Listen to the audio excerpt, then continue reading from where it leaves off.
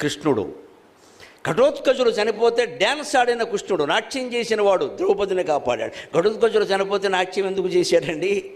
ఆయనకి ధర్మం గెలవడం కావాలి. ధర్మం గెలవాలంటే అర్జునుడు బతుకుండాలి. ప్రధానమైన హీరో. క్రికెట్ మ్యాచ్కి ఆయన మ్యాన్ ఆఫ్ ది మ్యాచ్. ఆయన ఓడిపోతే కష్టం. ఆయన పెవిలియన్కి వెళ్ళిపోతే ఆడేవాడు లేడు ఇక్కడ.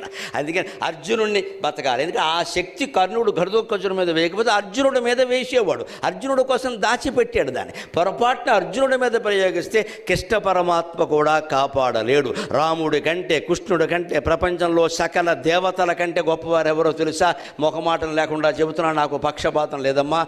కనకదుర్గాదేవి అందరికంటే గొప్ప దేవత, లోకమాత, జగన్మాత. లలితాదేవిని మించినటువంటి భగవచ్ఛక్తి ప్రపంచం మొత్తం మీద లేదండి. ఏ దేవుడి శక్తినైనా మనం సందేహించవచ్చు, కానీ లలితాదేవి శక్తి పరాకాష్ఠ. ఇంకా పరాశక్తి పరాకాష్ఠ. ఆవిడ అత్యంత శక్తిమంతురాలు. ఆ శక్తి లలిత పేరు మీద ఉన్న శక్తి. కర్ణుడు ప్రయోగించిన శక్తి సామాన్యం కాదు. ఆ లలితా శక్తి ముందు కృష్ణశక్తి కూడా పనిచేయదు. ఆయన భయపడ్డాడు. కృష్ణుడు అంటాడు, వాడైపోయి ఇది అమ్మవారి శక్తి, ఇది అమ్మవారి శక్తి.